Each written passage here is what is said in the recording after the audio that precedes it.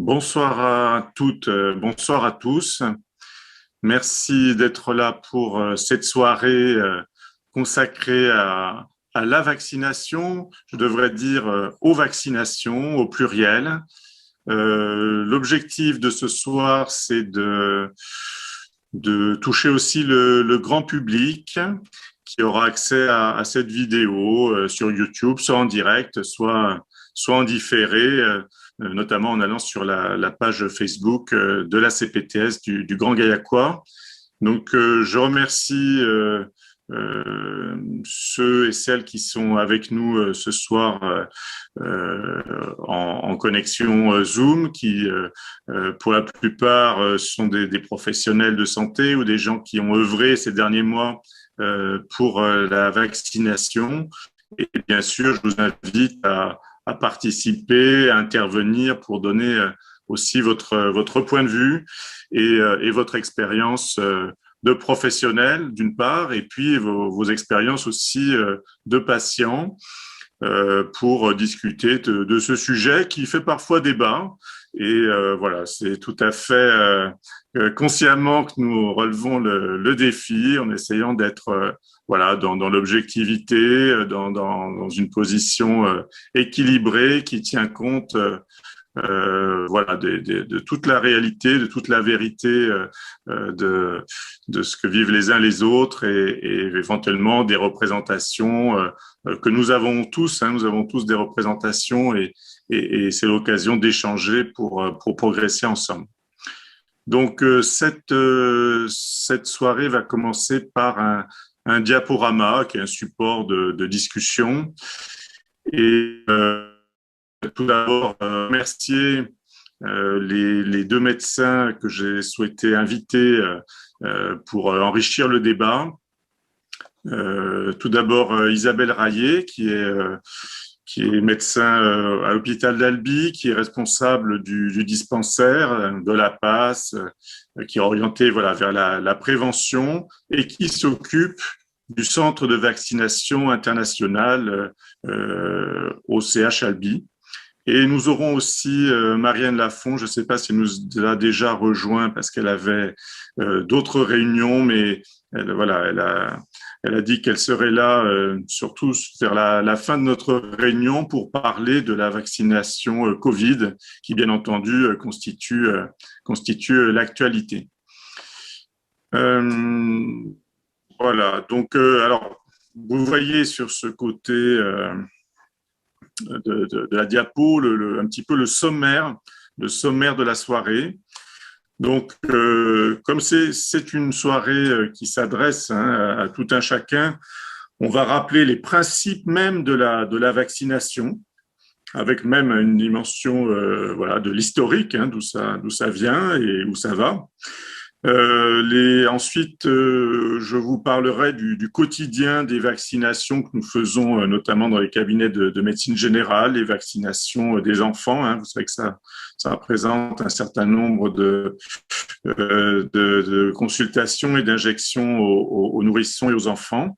Les vaccinations de l'adulte, qui sont un petit peu moins nombreuses pour les vaccinations courantes. Et je ferai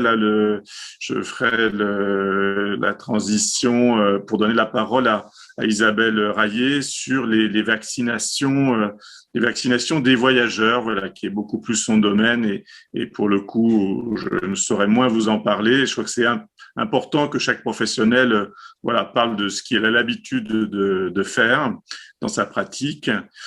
Les vaccinations donc des voyageurs, certaines vaccinations obligatoires ou recommandées dans un contexte professionnel. Ça concerne aussi les professionnels de santé, du médico-social.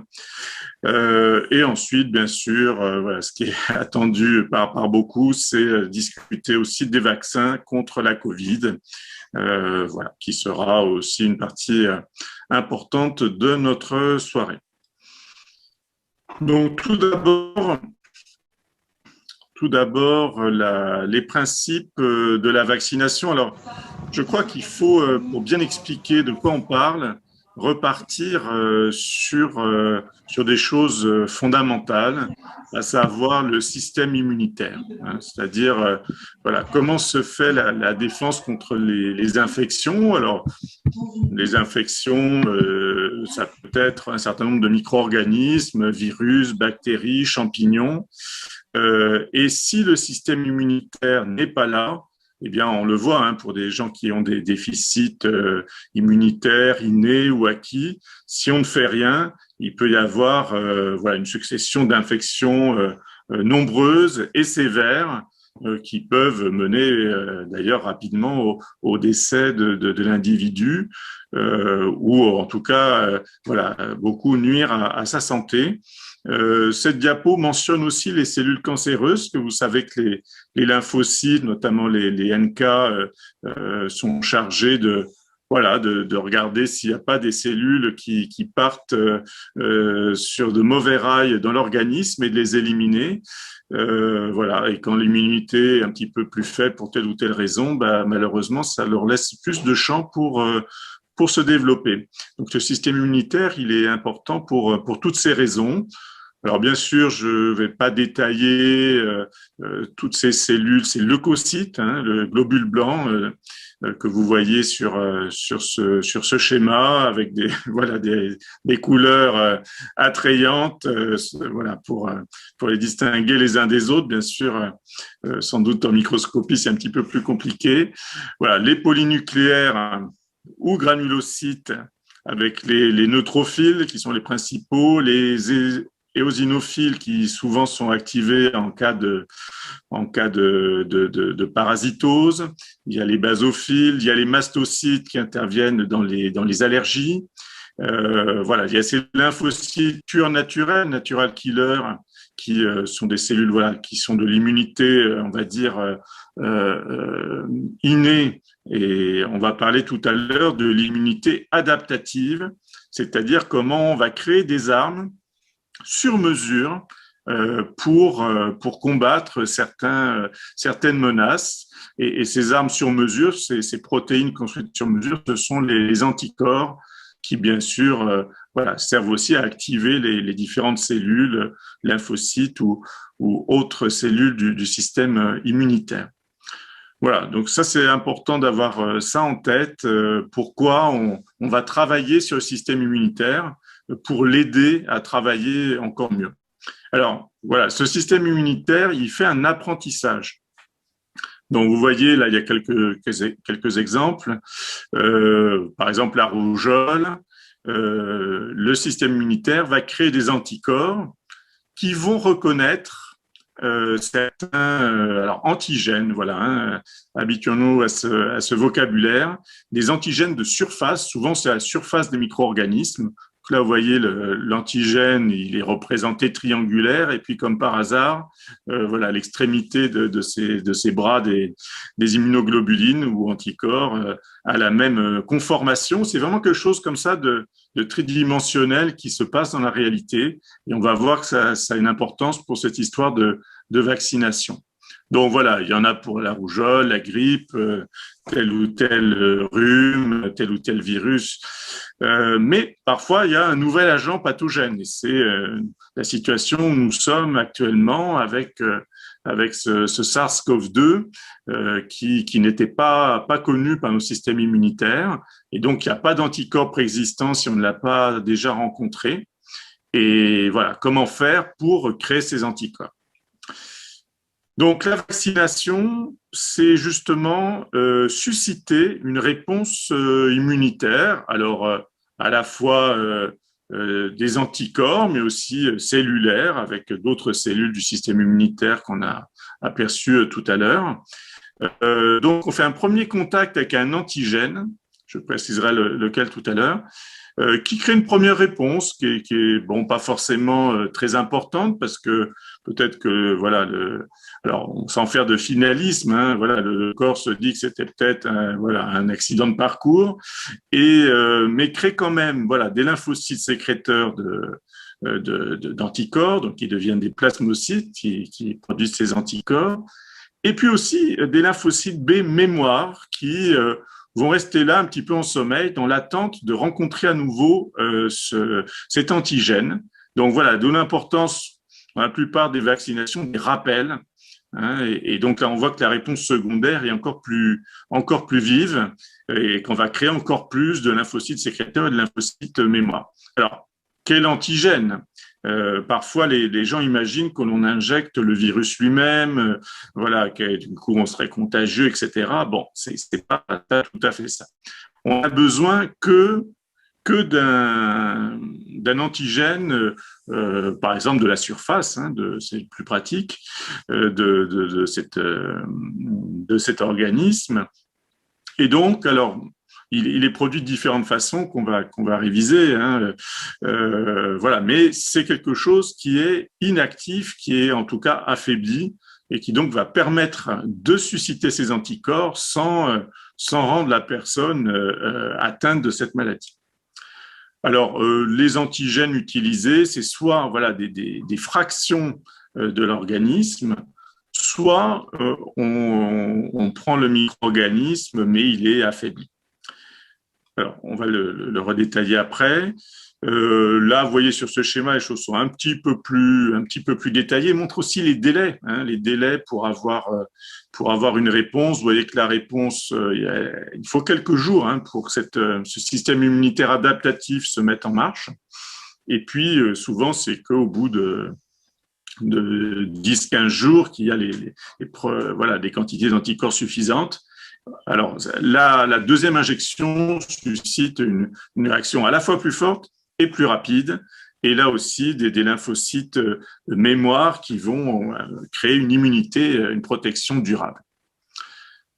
Alors, cette façon de fonctionner, voilà, on va voir un petit peu l'historique, suscite l'ambivalence parce que c'est un petit peu contre-intuitif de se dire on va injecter quelque chose dans le corps pour le protéger des maladies. En général, quand quelque chose, voilà, quand il y a une blessure, que des microbes rentrent dans le corps, ben c'est plutôt mauvais. Et ça, l'être humain, depuis ces centaines de milliers d'années, voire ces millions d'évolutions, s'en est bien rendu compte et se méfie fortement des intrusions dans le corps, surtout d'objets tranchants ou perçants comme une aiguille. Donc il y a la bélonéphobie, hein, qui est la peur des aiguilles et qui est partagée par un certain nombre d'entre nous, et je n'hésite pas d'ailleurs à me mettre dans le lot. Donc c'est quelque chose de très courant, mais c'est notre cerveau reptilien là qui parle, et voilà, il faut que notre cortex de notre cerveau plus moderne, lui dise en fait c'est contre-intuitif, mais ça va nous aider à nous protéger contre beaucoup de maladies graves qu'on va revoir tout à l'heure. Donc voilà, effectivement, c'est un petit pic. Souvent, c'est beaucoup plus de peur que de mal, voilà, avec des scènes parfois cocasses ou difficiles à gérer parfois quand on fait ces vaccinations, mais voilà, on va voir que la balance bénéfice-risque ou bénéfice-peur, voilà, est positive, et c'est ça qu'il faut se mettre en tête. Bien sûr, c'est une démarche personnelle, hein, et ce travail, c'est à chacun d'entre nous de le faire pour dépasser cette petite peur voilà, instinctive, et utiliser cet outil quand même formidable qu'est la vaccination. Alors, ça a commencé comment? Ça a commencé avec Jenner. Donc, voilà, vous vous rappelez, il y a une histoire, on voit la vache à l'arrière-plan. Hein, il y avait une maladie de la vache qui ressemblait à la variole, qui s'appelait la vaccine, et la constatation voilà, empirique, c'est que les fermières qui traillaient les vaches et s'infectaient les mains avec la vaccine n'attrapaient pas la variole. Donc l'idée de Jenner, c'est que, vous voyez, on ne le voit pas, mais avec un petit instrument, il va mettre un petit peu de cette vaccine, faire pénétrer dans la peau là, d'un enfant, voilà, cette vaccine, pour les protéger contre la variole qui faisait des ravages à l'époque. Bon, donc là, on voit qu'il utilise un micro-organisme proche de celui dont il veut protéger les patients, la population, sans l'avoir vraiment créé. Hein. Donc, c'est l'utilisation de quelque chose qui a été observé. Bon, avec l'idée peut-être, voilà, là aussi, de traiter un peu le mal par le mal, mais un mal qui serait voilà, moins toxique pour l'organisme. Alors, c'est ce raisonnement que reprend Pasteur, que reprend Louis Pasteur. Voilà. Alors là, c'est pas lui qui fait l'injection parce que lui, c'était surtout voilà un biologiste et c'est un de ses confrères médecins là qui fait l'injection. Là, vous voyez, c'est pas ni au bras ni à la cuisse, c'est au niveau de l'hypocondre qu'on injectait. Donc, là, c'est Joseph Meister, son premier cas. Voilà, des extraits d'animal mort de la rage. Donc, il faut savoir que cet enfant avait été mordu voilà, par un chien enragé. Et donc, si on ne faisait rien, il allait mourir. Donc, c'était un petit peu une tentative de la dernière chance. Ça passe ou ça casse. Alors, évidemment, de nos jours, on aurait un petit peu plus de scrupules pour commencer des essais directement sur des malades. Mais voilà, faut imaginer voilà, que c'était vraiment un autre temps. Et ça a marché sur ce patient. Alors, honnêtement, j'ai relu, j'ai vu que ça n'a pas marché sur tous les patients parce que voilà, les tissus qu'il utilisait, la rage était plus ou moins active quand même dedans, et donc c'était pas du 100%, mais progressivement, ça a permis de se rendre compte comment il fallait inactiver ou tuer les micro-organismes qu'on utilisait, et puis on va voir qu'aujourd'hui, on est sur des technologies très différentes. Donc voilà la frise du développement des différents vaccins. Vous voyez, la variole, c'était Jenner, la rage, c'est Pasteur, entre-temps, il y a quasiment un siècle. Et puis ensuite, les choses, quand même, se développent. Alors, vous voyez, on nous parle ensuite d'anatoxine. Alors, anatoxine, c'est-à-dire qu'il y a des microbes qui sont surtout dangereux par la toxine qu'ils diffusent, donc notamment allez, le tétanos par exemple, ou la diphtérie. Donc les anatoxines, c'est tout simplement des toxines qui là aussi sont rendues non dangereuses, hein, voilà, pour créer la réaction immunitaire contre les toxines naturelles, voilà, sans qu'il y ait des dégâts immédiats. Donc ensuite, vous voyez, ça s'enchaîne, le BCG, la fièvre jaune. BCG, c'est contre la tuberculose. Hein, c'est un bacille un petit peu différent, mais qui permet de créer une certaine immunité contre la tuberculose, bon, qui n'est pas parfaite d'ailleurs.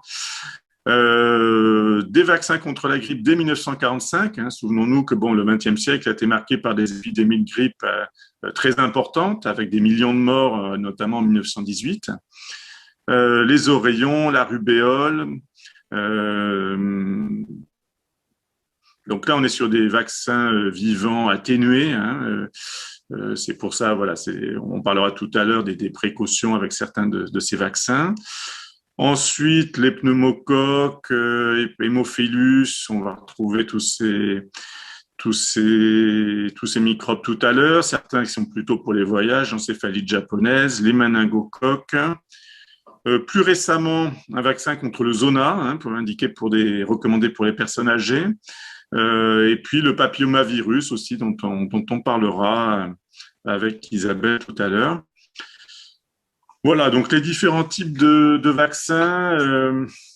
Mais au début, on part plutôt sur des vaccins entiers. Hein, de toute façon, ils n'avaient pas les moyens technologiques hein, de séparer les composants de ces micro-organismes, hein, Pasteur. Donc, voilà, soit c'est des germes qui sont bactériens ou viraux, parfois atténués, parfois tués, c'est-à-dire inactivés.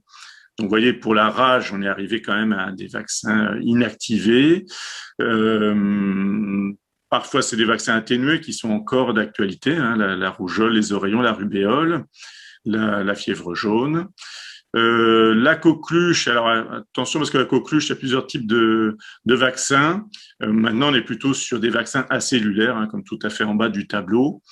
Le BCG, on verra qu'on l'utilise, voilà, maintenant, c'est plus un vaccin obligatoire, on l'utilise de façon ciblée. Et puis de plus en plus, voilà, des sous-unités de ces microbes, les anatoxines, diphtérie tétanique, et ensuite soit plutôt des sucres, hein, des polysaccharides, soit des protéines, et de plus en plus ensuite des protéines recombinantes, c'est-à-dire voilà, créées par génie génétique. Et puis, voilà, en tout dernier lieu, les vaccins à ARN messager, dont on parlera tout à l'heure avec Dr Marianne Lafont, qui, voilà, je ne sais pas si elle nous a déjà rejoint, mais voilà, on aura l'occasion d'en parler tout à l'heure.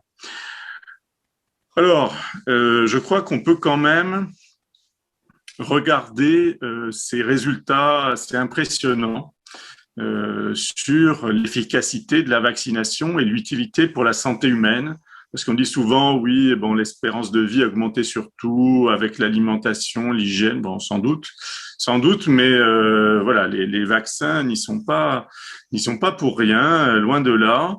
Et vous voyez la variole qui faisait beaucoup de malades et de morts. Voilà, on a réussi à l'éradiquer complètement grâce à la vaccination. Donc voilà, 0 cas, 0 décès, c'est quand même un grand succès. La tuberculose a quand même bien chuté aussi, alors certes avec aussi l'évolution des conditions de vie.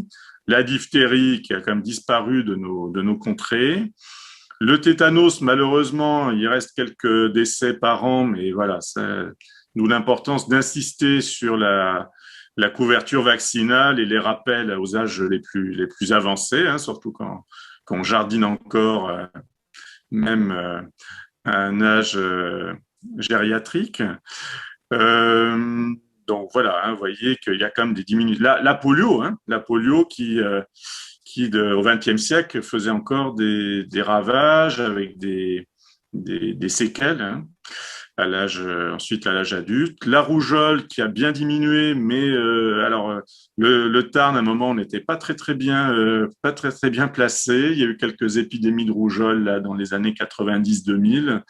Voilà, donc vigilance sur ce point. La rubéole, ben vous savez que le problème de la rubéole, c'est surtout si on l'attrape pendant la grossesse, que ça entraîne des lésions embryonnaires ou fétales et avec des pathologies ensuite congénitales. Là, heureusement, je crois qu'on fait aussi très attention à la rubéole. Voilà. Donc, vous voyez que ça a quand même dans beaucoup de... Pour toutes ces maladies graves, alors, parfois on dit à quoi bon faire ces vaccins, ces maladies ont disparu.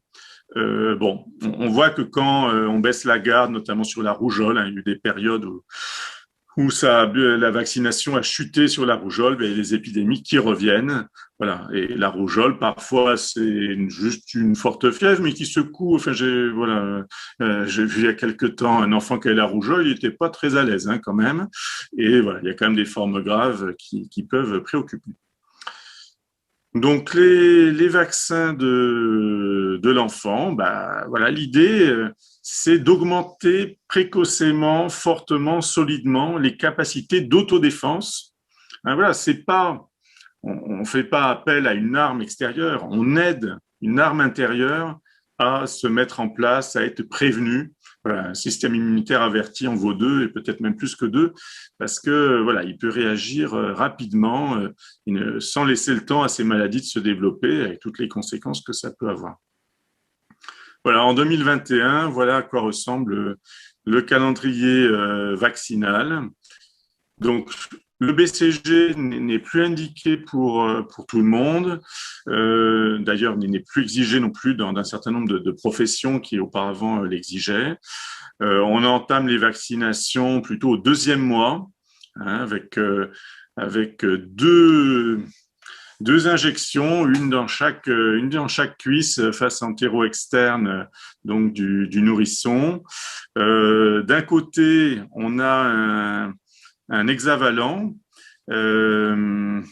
voilà, avec diphtérie, tétanos, polio, coqueluche, hémophilus, hépatite B. Donc tout ça, c'est dans une seule seringue. Et puis de l'autre côté, on a le pneumocoque, qui est aussi utile pour lutter contre des méningites, des otites. Alors malheureusement, le pneumocoque, voilà, l'injection, dans notre expérience commune, je pense, voilà, un peu plus douloureux que l'autre. Hein. C'est pour ça souvent qu'on le fait plutôt en deuxième. Voilà, bon, après, chacun ses habitudes, patch ou pas patch, lidocaïne, patch là.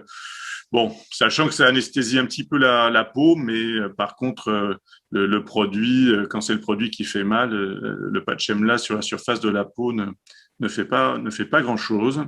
Donc voilà, ça c'est à voir avec les parents, qu'est-ce qu'ils peuvent, voilà, s'ils ont là aussi des anticipations négatives de ce moment qui est pas toujours évident.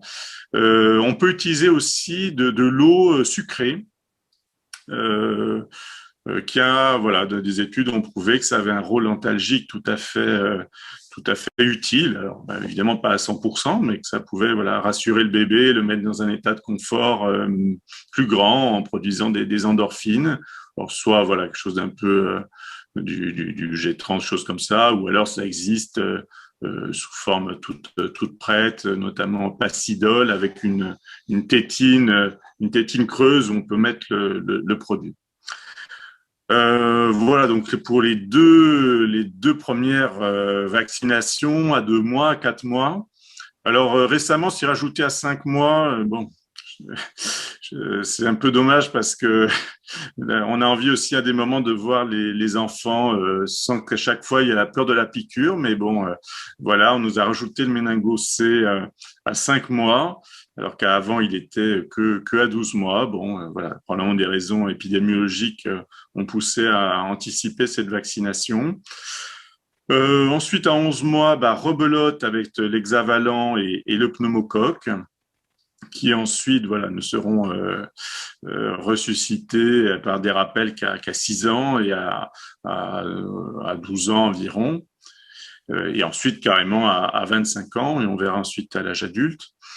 Donc ensuite, à 12 mois arrivent ces vaccins ROR, rougeole, oreillon, rubéole, euh, donc à 12 mois, et puis souvent 6 mois plus tard, entre 16 et 18 mois. Donc ça, c'est les vaccins qui, vous le savez, ont été rendus obligatoires par Madame Agnès Buzyn, hein, quand elle était ministre de la Santé. Bon, c'est vrai que ça a simplifié parfois la discussion avec les parents, même si je pense que c'est important de rechercher l'adhésion et que c'est pas forcément l'obligation qui est la meilleure pédagogie. Mais enfin, le fait est que je trouve que ça marche pas mal et bon, vous nous direz les uns les autres si c'est aussi votre constatation. Alors sur cette diapo, ce qui est un petit peu nouveau, enfin qui n'est pas précisé, qu'on ne voit pas visuellement, mais c'est au niveau du papillomavirus. Donc vous savez que c'est bon ce virus qui peut, enfin certains sous-types de ces papillomavirus produisent des lésions précancéreuses au niveau du col de l'utérus et donc sont responsables à terme des cancers du col. Donc jusqu'ici, les vaccinations étaient surtout orientées sur les filles. Mais bon, en réalité, ces papillomavirus créent des lésions génitales également chez les garçons, voilà, génitales, anales, buccales. Donc voilà, c'est effectivement lié aux échanges de microbes liés à la sexualité. Et ça, du coup, ça concerne autant les filles que les garçons. Et je crois que c'était aussi finalement de bon sens d'étendre cette vaccination sans distinction a priori de genre. Voilà. Donc ça, c'est la nouveauté de cette année. Vous voyez ensuite, bon, il y a les vaccins classiques, diphtérie, tétanos, polio, coqueluche, à 6 ans, à 11, 13 ans. Et ensuite, à 25 ans, ils sont assez contents quand à 11 ans, enfin 11, 12 ans, on leur dit le prochain, c'est à 25 ans. Bon, souvent, voilà, j'ai le temps de voir venir. Bon, c'est ce qu'ils ressentent évidemment en tant qu'adolescent. Les adultes, voilà, toujours le diphtérie, tétanos, polio à 25 ans. Ensuite, c'est à 45 ans. Alors, c'est vrai que le fait d'avoir espacé beaucoup, quelquefois, fait perdre un petit peu le fil. Et je constate qu'il y a des adultes, des fois un petit peu angoissés, là, qui, comme s'ils se réveillaient avec l'impression d'avoir raté quelque chose, où j'en suis du vaccin. Bon, voilà, souvent, on se dit, vous inquiétez pas, c'est à 45 ans, avec parfois une dose de coqueluche dans l'idée de faire voilà, une protection pour des nourrissons qui n'auraient pas encore été vaccinés contre la coqueluche, donc au tout début de la vie. Et parfois, on vaccine les parents ou les grands-parents, ou les futurs parents ou les futurs grands-parents, avec un vaccin qui contient un rappel de la coqueluche en plus du DTP. Voilà. Ensuite, on reprend tous les 10 ans à partir de 65 ans. Et ça, c'est vrai qu'il faut aussi essayer de suivre, le tenir, parce que le système immunitaire, il vieillit aussi.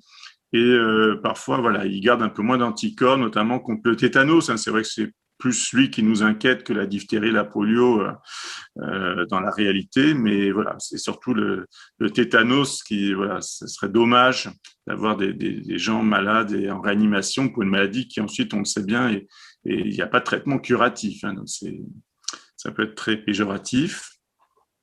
Tout en bas, on voit la grippe, le vaccin antigrippal, voilà, pour les plus de 65 ans. Alors, sous cette figure n'apparaissent pas toutes les exceptions et notamment le fait que les ALD, un certain nombre de ALD, pas toutes les ALD, pardon, hein, un certain nombre de maladies chroniques, même voilà, plus jeunes, peuvent bénéficier de la vaccination contre la grippe. Et la vaccination contre le zona, alors bon, c'est un vaccin qui fait un petit peu débat, où l'efficacité voilà, est un peu discutée, mais néanmoins, l'expérience des personnes âgées qui ont des zonas, qui ensuite gardent des douleurs post-zostériennes persistantes, invalidantes, sur des années et des années, bah, voilà, peut-être nous pousser à y penser plus souvent. Petit astérisque pour le pneumocoque, la vaccination contre le pneumocoque. Donc là, c'est pas vraiment lié à l'âge. Là aussi, c'est des maladies un petit peu à risque, mais voilà, quand on cherche bien, ça va vite. Hein, voilà, des problèmes respiratoires, des problèmes cardiaques, tout un tas de problèmes immunitaires, aux maladies auto-immunes, etc. Voilà, la vaccination contre le pneumocoque. Donc d'abord un Prévenard 13, hein, comme les nourrissons finalement, et puis ensuite un pneumo 23 qui s'appelle, je crois, pneumovax maintenant. Ça a changé. Euh, et je vais passer du coup la parole à Isabelle. Isabelle, est-ce que sur le calendrier vaccinal que je viens de présenter, là, autant enfant qu'adulte, tu avais quelques compléments à apporter? Bonsoir à tous. Merci Théo pour ta présentation bien complète. Pas grand-chose à rajouter, si ce n'est que le BCG, c'est vrai, vous avez remarqué, n'est plus en pharmacie de ville. Il est disponible dans les centres de vaccination et parfois en PMI, lorsque la PMI peut en disposer. Voilà, c'est une petite chose importante à savoir. Un détail un peu pratico-pratique, c'est les patchs dont tu as parlé tout à l'heure, qu'il faut éviter de mettre pour tout ce qui est vaccin vivant aussi. Donc, bien informer les parents quand ils amènent les enfants pour remettre à jour leur vaccin, que par exemple sur un BCG ou sur un ROR, ben, on ne vaccinera pas à l'endroit du patch s'il y en a un. Et puis, par rapport au papillomavirus, c'est vrai que le papillomavirus peut être fait maintenant aux jeunes garçons et ça commence à se développer petit à petit et à rentrer bien comme il faut dans les mœurs. On a des demandes en tout cas au centre de vaccination. Je ne sais pas si en libéral c'est pareil, mais aussi bien pour les jeunes filles que pour les jeunes garçons finalement, avec le Gardasil 9 maintenant.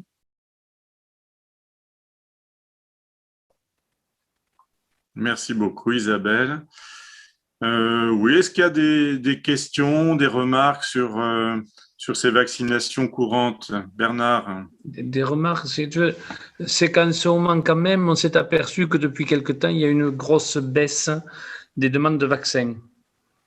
En pharmacie, tu En l'observes. pharmacie, oui, nous avons, même les médecins disaient que vraiment le suivi vaccinal, en ce moment, n'est pas une priorité pour certains. Et ça nous pose des problèmes parce qu'il y a une diminution, je me parlais même avec la sécurité sociale, il y a des baisses de remboursement énormes.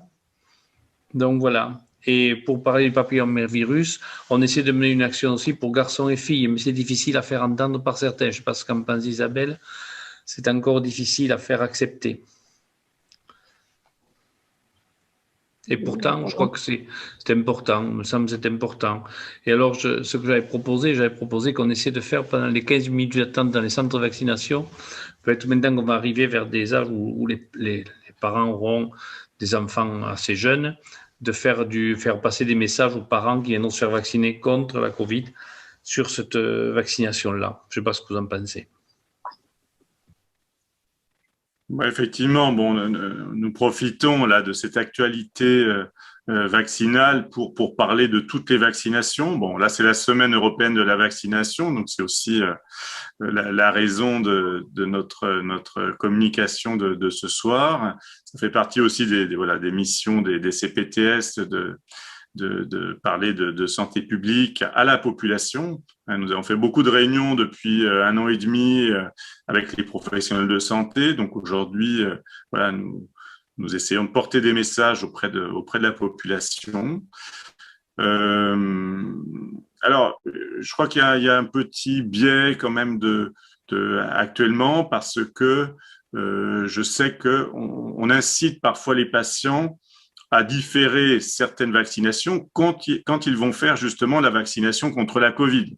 Donc souvent, ils pensent au vaccin, ils pensent aussi au DT polio, et puis c'est nous-mêmes qui leur disons, bah, il va falloir, on va mettre ça au second plan et on en reparle dans un mois, une fois que vous serez complètement vacciné contre la Covid, afin voilà, de respecter les intervalles libres. Donc peut-être ça joue un petit peu. Et ensuite, effectivement, c'est toute la désorganisation liée à cette épidémie qu'on espère voilà, pouvoir clore prochainement et reprendre sur toutes ces autres problématiques de santé publique qu'il ne faut pas oublier, hein, que ce soit voilà, santé préventive, également les aspects psychiques, psychologiques, hein, où on voit beaucoup de difficultés dans la population. Peut-être je te repasse la parole, Isabelle, pour si tu as encore quelques commentaires sur les vaccinations en général et ensuite les vaccinations donc faites au centre de vaccination internationale pour les. Par rapport au papillomavirus, je trouve que l'information peut bien passer aussi au niveau des établissements scolaires, lorsque les infirmières ou des professionnels ou des associations se déplacent par rapport à une information sur la sexualité. C'est parfois par les jeunes que l'information peut passer directement, qui en reparlent à leurs parents, et je crois que dans les lycées, même si la situation actuelle fait que les rencontres en présentiel sont moins fréquentes, les infirmières, en tout cas dans certains lycées, ont maintenu ces actions là 1 fois par an au niveau des secondes. Et les professeurs également ont parlé du coup du papillomavirus aux élèves. Donc ça, c'est une bonne chose. Peut-être un point aussi, tant on est dans ce type de vaccins qui peuvent être recommandés dans certains cas, à savoir les comportements sexuels, il faut aussi peut-être parler de l'hépatite A, qui n'est pas notée dans le calendrier, mais qui est indiquée pour les hommes qui ont des relations sexuelles avec les hommes et qui est pris en charge dans ce cadre-là. Donc voilà, ce vaccin peut être fait soit seul, soit associé à l'hépatite B avec le vaccin qu'on appelle le Twinrix, en 3 injections. Et ce sont des vaccins que l'on fait au final assez souvent maintenant. Et le papillomavirus, voilà, dans ce cadre-là, est remboursé également, mais jusqu'à 27 ans chez les hommes. Donc il y a le cas des jeunes filles et des adolescents, jeunes hommes entre 11 et 14 ans ou entre 14 et 19 ans, donc en 2 ou en 3 injections, et au-delà pour les hommes de façon exclusive, jusqu'à 27 ans. Bon, voilà. C'est un détail qu'il n'y a pas dans le calendrier, mais c'est un vaccin que nous, en tout cas, en tant que centre de dépistage, en plus de centre de vaccination, on a tendance à faire de plus en plus maintenant. D'accord, oui, merci Isabelle. Bon, il faut préciser que le calendrier vaccinal est en réalité accompagné de 85 pages de texte. Et donc, voilà, pour les plus curieux, évidemment, voilà, il y a tout un tas d'exceptions, il y a tous les schémas de rattrapage vaccinal que vous pouvez retrouver voilà, facilement sur les sites officiels pour avoir les 85 pages de recommandations vaccinales. Évidemment, voilà, ce soir, on veut faire quelque chose d'accessible, mais je crois qu'on a parlé de l'essentiel. Alors, il y a d'autres vaccins voilà, qui sont moins faits en médecine de ville. C'est les vaccins des voyageurs. Alors, est-ce que tu peux nous faire voyager un petit peu, Isabelle, dans ce monde des vaccins? Bon, alors on a le plaisir de revoir enfin les voyageurs venir en consultation après un an de vraiment une accalmie un peu triste. Donc les gens se préparent à repartir en voyage et effectivement, si on veut connaître un petit peu les vaccins importants, il y a donc le vaccin de la fièvre jaune qui est le seul vaccin qui peut être obligatoire dans les destinations comme le Brésil ou les pays limitrophes et certains pays d'Afrique tropicale. Ce vaccin était jusqu'à présent renouvelé tous les 10 ans pour les voyageurs qui repartaient dans des destinations à risque. Maintenant, le carnet de vaccination pour la fièvre jaune est valable à vie, donc il n'y a pas lieu de refaire la vaccination au bout de 10 ans, sauf exception, à savoir une épidémie sur place ou un problème de santé avec une diminution des défenses immunitaires. Donc ce vaccin fièvre jaune, voilà en gros pour les recommandations. Amérique du Sud et Afrique tropicale. Isabelle, je voudrais que tu dises, là, les gens ne font aucune remarque, c'est obligatoire, ils font le vaccin, ils ne posent aucune question, c'est pas remboursé des fois, mais ça pose pas de problème, alors qu'ils nous font des fois posent des questionnements sur d'autres vaccins, et là, dans la mesure où ils veulent voyager, tout est normal. Par rapport à la non prise en charge. Ils sont moins réticents pour faire ce vaccin-là parce qu'on leur, et là pourtant il est obligatoire, on le leur impose. Et là on n'a pas de dire non, non, je ne le veux pas. Là on ne pose aucune question. Et oui, c'est vrai. Et en gros, ils n'ont pas le choix et c'est le seul obligatoire. Après, c'est vrai que la fièvre jaune, c'est aussi une fièvre hémorragique, donc c'est quelque chose de grave. Ils ont encore en mémoire souvent la fièvre Ebola, même si on en parle beaucoup moins maintenant. Et donc, fièvre hémorragique, ça leur parle et c'est vrai que jamais ils ne discutent ce vaccin-là. Ouais. Effectivement. Parmi les autres vaccins qui sont faits couramment dans les cadres des voyages, il y a le vaccin de l'hépatite A, qui est un vaccin qui est fait en fonction des conditions d'alimentation sur place, quel que soit le pays où on se rend. En règle générale, il s'agit quand même de Amérique centrale, Amérique du Sud, Afrique, Asie et parfois pays de l'Est. L'hépatite A qu'on fait en 2 injections à 6 mois d'intervalle minimum. Dans l'idéal, 1 an ou 2 ans d'intervalle pour les 2 injections. La typhoïde peut être recommandée pour les gens qui partent vraiment dans des conditions d'alimentation très aléatoires et dans certains pays en particulier, donc l'Amérique du Sud, l'Afrique et l'Asie, en sachant que l'Inde est le pays le plus à risque par rapport à ça. Mais on la recommande à partir de 3 semaines de séjour avec une alimentation aléatoire. Pour 1 semaine, 15 jours, ça n'est en règle pas indiqué, ou les personnes qui partent en tourisme dans des hôtels, on ne l'indique pas non plus. à condition qu'ils fassent attention à leur alimentation et on leur donne les recommandations dans ce sens-là. On leur dit aussi que c'est un vaccin qui ne protège pas à 100%, il n'empêche pas d'attraper la maladie, mais qui l'empêche d'avoir les complications générales. Et que c'est un des rares vaccins où plus on fait de rappels et moins il est efficace. Je n'ai pas la raison de ce problème-là, mais on essaye de cibler donc la vaccination sur vraiment des zones à risque et si vraiment c'est nécessaire. Le vaccin de la méningite quadrivalente que l'on appelle ACYW135 est un vaccin qui est obligatoire pour les pèlerins qui partent en Arabie Saoudite. Et c'est un vaccin qui peut être recommandé pour des séjours en dehors de la période estivale en Afrique subtropicale, lorsque les personnes sont en contact avec la population locale et restent quand même suffisamment longtemps, au moins 3 semaines, un mois sur place. Il y a le vaccin de l'encéphalite japonaise qui est fait pour la zone d'Asie. C'est une maladie très rare mais très grave. C'est un des vaccins les plus chers qui se fait en 2 injections à 1 mois d'intervalle et qui était recommandé jusqu'à présent surtout pour les voyages en zone rurale.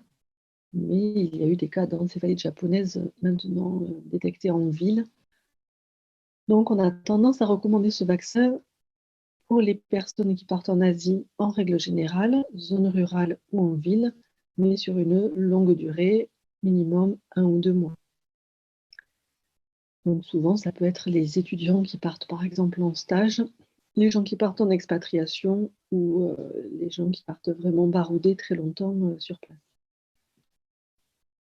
Dernier vaccin, l'encéphalite attique. C'est un vaccin qui protège contre cette maladie transmise par les tiques qu'on trouve en Europe de l'Est et également les pays russes. On a posé la question de savoir où commençait l'Europe de l'Est. Jusqu'à présent, c'était signifié sur la carte dans ce qui est en rose, mais à présent, on retrouve l'encéphalite attique à partir de la Suisse. Donc, les gens qui partiraient en Europe de l'Est en passant par la Suisse, ou en tout cas qui resteraient longtemps en Suisse et en forêt surtout, c'est l'indication. Sinon, en ville, ça n'a pas d'intérêt, mais en forêt, pendant plusieurs semaines, ça peut avoir une indication. C'est un vaccin qu'il faut faire par contre bien 6 mois avant de partir, puisqu'il se fait en 3 injections. En règle générale, ce qu'il faut retenir, c'est que lorsqu'on part en voyage dans des conditions confortables, on peut s'y prendre 15 jours, 3 semaines avant de partir, avant de mettre à jour ces vaccins. Quand on part en voyage très longtemps, il vaut mieux s'y prendre au moins 2-3 mois avant de partir pour avoir le temps d'échelonner les vaccins indispensables sur plusieurs semaines à plusieurs mois. Et le vaccin de la rage également, dont je n'ai pas parlé, qui peut être indiqué pour les gens qui partent un peu à l'aventure, sac à dos, dans des zones plutôt rurales, de l'Amérique du Sud, de l'Afrique ou de l'Asie. Voilà, je crois que j'ai fait un petit peu le tour de ce qui est important dans les vaccins des voyageurs. Bon, mais merci Isabelle, voilà, ça nous a fait effectivement voyager et toucher du doigt ces différentes contraintes, oui, et la nécessité d'anticiper et bon, de prendre contact avec ton service pour ces différentes vaccinations qu'effectivement on n'a pas l'habitude de pratiquer en médecine de ville et je crois que c'est mieux d'aller directement dans un service où il y a toutes les infos et puis tous les moyens de vacciner rapidement.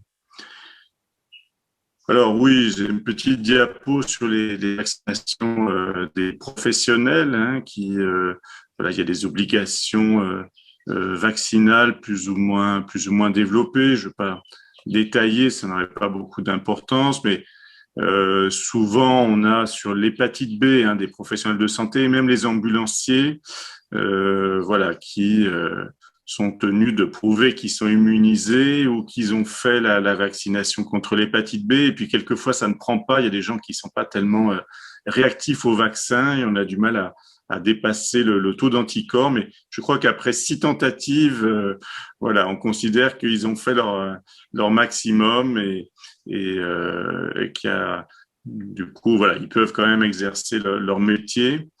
Je ne sais pas, Isabelle, si tu es confrontée aussi à ces problèmes d'obligation vaccinale, que ce soit avec l'hépatite B, avec d'autres vaccins. Et, bon, il y a et la problématique du BCG qui a évolué aussi.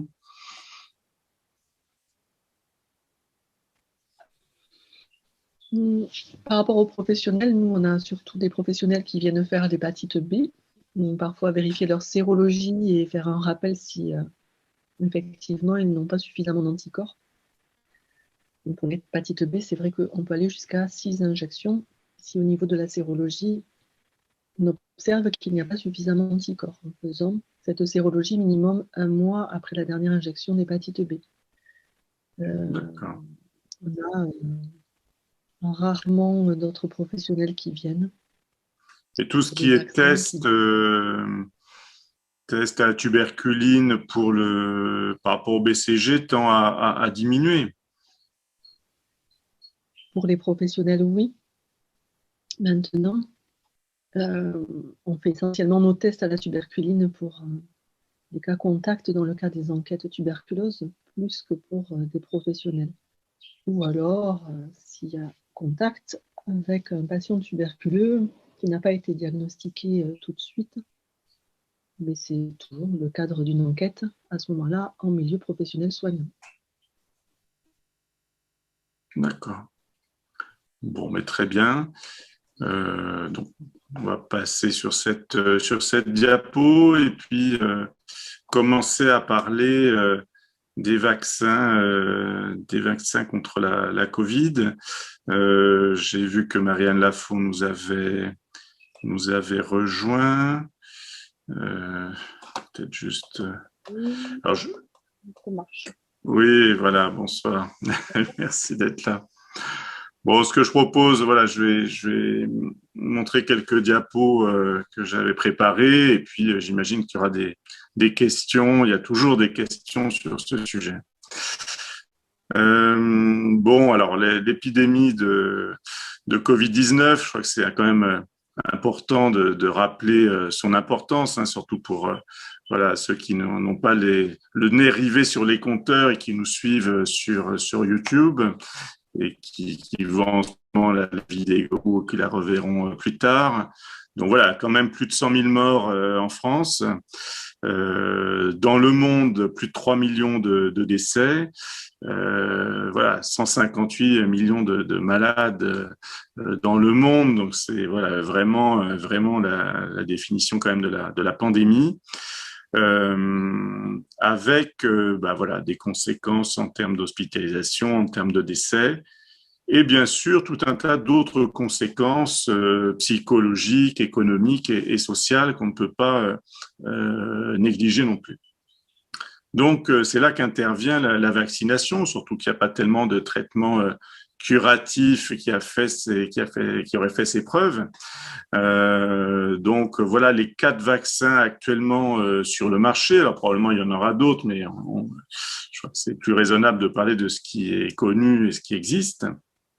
Donc, les vaccins à ARN messager, on discutera tout à l'heure peut-être de leur fonctionnement. Et puis, donc, c'est Moderna et Pfizer.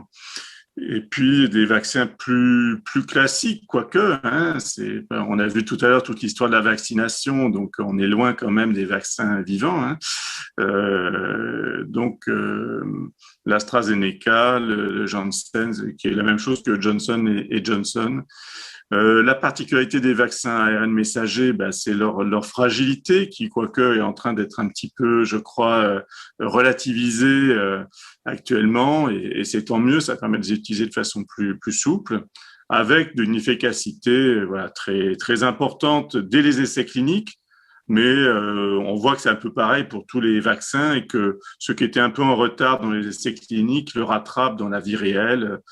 Voilà, environ 95% pour tous ces quatre vaccins qui ont tous la nécessité, tous sauf un, la nécessité d'une deuxième injection, donc que ça soit Moderna, Pfizer ou AstraZeneca, avec une différence notable. Donc pour le Janssen, une seule injection. Les délais entre les deux doses ont varié. En tout cas, ça s'est stabilisé actuellement à 6 semaines, 42 jours entre deux doses de Pfizer notamment, et puis 12 semaines entre deux doses d'AstraZeneca ou entre une dose d'AstraZeneca et parfois un autre vaccin, notamment quand les personnes ont moins de 55 ans et que l'AstraZeneca a finalement été contre-indiqué avant 55 ans et qu'on le remplace par un autre vaccin, mais toujours à 12 semaines. Et puis au-delà de 55 ans, on fait la deuxième dose en AstraZeneca. Les fonctionnements de ces vaccins, donc vous voyez que finalement, c'est pas très très différent parce que le vecteur viral en question, il porte aussi un message qui va être transcrit en protéines. L'idée, c'est de produire ces fameuses protéines spike qui sont à la surface du SARS-CoV-2 et de faire produire une réaction à la fois cellulaire et humorale, c'est-à-dire les anticorps contre ces protéines spike. Bien entendu, il y a des effets post-vaccinaux, des symptômes post-vaccinaux, mais ça, j'aurais dû le dire dès le départ sur tous les vaccins. Tous les vaccins, dans la mesure où ils provoquent une réaction du système immunitaire notable, provoquent une douleur au point d'injection, parfois de la fièvre, des maux de tête, des douleurs musculaires, des troubles digestifs, des adénopathies, c'est-à-dire des ganglions, parfois des réactions allergiques légères, type urticaire. Voilà. Et bien sûr, il faut surveiller la sévérité de ces réactions et ne pas hésiter à consulter son médecin, appeler le 15 en cas d'urgence si cette réaction allergique finalement est sévère. Même si les chocs anaphylactiques, c'est une réaction allergique très, très rapide qu'on doit pouvoir observer au centre de vaccination ou en pharmacie ou au cabinet quand on surveille les gens pendant 15-20 minutes de manière systématique. Voilà, en tout cas, le message aux patients, c'est n'hésitez pas à signaler ces effets s'ils sont intenses, s'ils durent plus que 24-48 heures, pour peut-être des investigations, pour faire examiner par un médecin, pour peut-être faire des investigations complémentaires. Et je crois que notamment, sur des suspicions de phlébite, il faut être assez réactif. Si vous avez quelque chose au niveau des jambes, une douleur au niveau d'une jambe, s'il y a une céphalée, c'est-à-dire des maux de tête intenses qui s'installent parfois avec un petit délai de latence, donc au bout de 3-4 jours, c'est pas l'effet habituel du vaccin, ça peut être quelque chose qui est investigué éventuellement par des examens complémentaires. Et puis évidemment, nous nous chargerons de signaler ces effets indésirables dans la mesure où ils sont pas déjà connus, où ils sont une certaine intensité également. Je pense que les patients peuvent le faire aussi directement. Je crois que c'est bien aussi de le faire ensemble pour aussi veiller à ce que tout se passe bien pour le patient ou la patiente.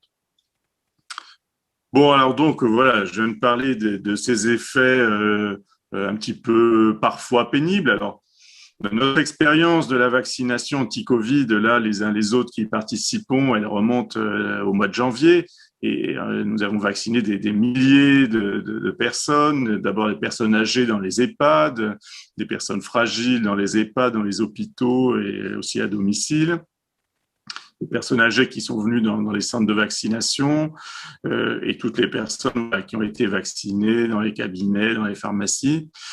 Il y a quand même beaucoup de personnes qui n'ont rien eu comme symptômes indésirables et je crois que c'est important de le signaler. C'est pas obligatoire. En fait, il faut être à l'écoute de ce qui se passe sans forcément avoir d'a priori. Alors, le premier schéma là, essaie de faire la balance entre les bénéfices et les risques, hein, entre les avantages et les choses moins agréables.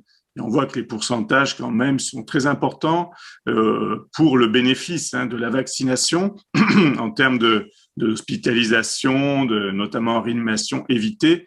Et là, je vous ai mis le schéma pour des gens qui ont juste un risque modéré. Le schéma était encore plus criant pour les gens qui ont un haut risque de forme grave. Voilà, il y a parfois les gens, j'entends dire, voilà, des gens qui hésitent ou qui peut-être font de la provocation pour connaître notre avis. Voilà, est-ce qu'il vaut mieux mourir du vaccin, mourir du Covid? Voilà, comme dirait l'autre, la question, quand on voit ces schémas, est quand même vite répondue. Voilà, il n'y a pas c'est pas une balance équilibrée. C'est voilà, des faibles risques. Alors, vous voyez de l'autre côté, comparer les risques. Alors voilà, souvent, les thromboses qu'il y a eu, c'est 5 cas, 10 cas sur 1 million selon les tranches d'âge. Vous voyez que mourir du coronavirus, voilà, c'est des proportions beaucoup plus fortes, surtout chez les personnes à risque ou plus âgées. Voilà, le risque est beaucoup plus élevé de mourir du coronavirus que d'avoir un effet indésirable, et un risque qui est beaucoup plus faible que le risque d'accident de la circulation, et ce qui se rapproche plutôt du risque d'être frappé par la foudre, qui, avouons-le, voilà, n'est pas le risque peut-être qui nous préoccupe le plus au quotidien. Et heureusement, voilà, même si certains irréductibles gaulois y pensent peut-être, c'est peut-être pas notre préoccupation quotidienne. Et puis pour ce qui est de ces fameux caillots sanguins, voilà, thrombose, voilà, c'est loin de ce que donne la consommation de tabac. Les pilules contraceptives sont aussi, voilà, on induit un certain nombre. Et le Covid lui-même est un énorme pourvoyeur de thrombose. Donc là, encore une fois, l'équation, voilà, il faut regarder ces chiffres pour se faire son idée. Évidemment, c'est à chacun de réfléchir à ça. C'est une petite gymnastique intérieure pour peser le pour et le contre. Il n'y a jamais de 100%, voilà, dans la vie, encore moins dans ces questions de santé et de médecine. Donc voilà, il faut faire la balance après réflexion. Alors, et puis, qu'est-ce qu'on attend voilà, l'autre côté, qu'est-ce qu'on attend de ces vaccins? On a vu tout à l'heure, hein, une protection de à peu près 95% contre les formes graves. Alors là, je n'ai pas détaillé les pourcentages, mais un certain nombre d'études, peut-être Marianne nous le précisera, dans certains pays qui indiquent que ça diminue aussi les formes asymptomatiques, la charge virale. Il y a un mot alors j'ai pas coupé le texte au bon endroit, mais vous comprenez bien ce que ça entraîne. Ça diminue aussi la transmission. Voilà, ça c'est des données qui sont un petit peu nouvelles, qui n'étaient pas étudiées au début. Et donc c'est une protection à la fois individuelle, hein, on se vaccine pour soi, mais on se vaccine aussi pour l'entourage et peut-être même au-delà pour la société, pour tenter de faire disparaître cette épidémie, de la calmer, voilà, la freiner et tenter de la faire disparaître pour retrouver ce que je crois nous souhaiterions tous, c'est-à-dire un retour je ne sais pas ce qu'est forcément une vie normale, mais en tout cas une vie avec plus de potentialité pour chacun d'entre nous. Donc, je voulais souligner, hein, vous le savez, mais c'est important de le redire, la mobilisation majeure des professionnels de santé sur notre territoire, des professionnels de santé libéraux, mais évidemment aussi des professionnels de santé à l'hôpital, des professionnels dans les EHPAD, voilà, la mobilisation de beaucoup de gens qui nous ont aidés à faire face. Hein, je parle aussi des collectivités territoriales. Donc au début, on était surtout sur de prendre en charge les malades, les tests dans les collectivités, les tests à domicile, nos équipes mobiles Covid, dont je veux à nouveau saluer le courage parce que en mars dernier, je parle de mars 2020, Voilà, tout le monde avait la peur au ventre pour aller dans des domiciles avec le Covid, voilà, qui était soupçonné d'être là. On n'avait pas forcément des tests au tout début. Donc voilà, je salue à nouveau ces premières équipes Covid. Et puis ensuite, tous ceux, voilà, bien sûr, qui sont organisés pour prendre en charge ces patients, hein, qu'ils soient avérés ou non. Hein, c'est le même stress que quand ça soit avéré ou non par les résultats des tests. Les journées que nous avons fait de dépistage, à la demande de l'ARS notamment, au gymnase Picherie à Gaillac. Voilà, des choses qui ont été faites dans un climat quand même un petit peu anxiogène et que malgré tout, notre communauté de santé a su mener. Et donc, voilà, je veux vraiment remercier toutes celles et tous ceux qui ont participé. Il y a eu également des réunions, voilà, d'information. D'ailleurs, Isabelle Raillet était une des premières à intervenir le 5 mars 2020. Voilà, on tentait de faire connaissance avec ce virus. On parlait encore du pangolin, etc., etc. Bon, il y a de l'eau qui est passée sous les ponts. Et puis, voilà, ensuite, c'était vraiment des réunions. À un moment donné, pendant le printemps 2010, c'était vraiment des réunions de crise, de guerre, voilà, où chaque semaine, on tentait d'apprendre quelque chose de plus sur ce virus, sur quelle stratégie mener. Des réunions qui ont été souvent menées voilà, conjointement avec l'hôpital d'Albi. Je remercie bien sûr les deux médecins qui sont là ce soir, Marianne Lafont, Isabelle Raillet, mais je remercie aussi Pascal Carivin qui a été très présent dans ces réunions et d'autres médecins et aussi des directeurs des établissements. Donc voilà, il y a eu ces réunions souvent menées aussi en inter-CPTS, donc avec aussi nos amis du Tarn Nord, du Tarn Centre, du Tarn Ouest, souvent avec nos collègues albigeois entraînés par l'excellent Bernard Champanet, qui a su aussi voilà, créer cette dynamique pour rattacher tout le monde et créer des réunions où, voilà, où nous étions très nombreux, parfois voilà, plus de 200 au plus fort de cette crise. Voilà, donc des réunions que nous garderons aussi en mémoire. Donc, dernier épisode, c'est, pardon, je remets la diapo, c'est le centre de vaccination de la CPTS à Gaillac. Alors, je vois Martine Luin qui a aussi mené une action à corde. Il y a eu aussi voilà, des actions décentralisées ou périphériques. Alors, nous aussi, on nous appelle centre périphérique. On est toujours le périphérique de quelqu'un d'autre.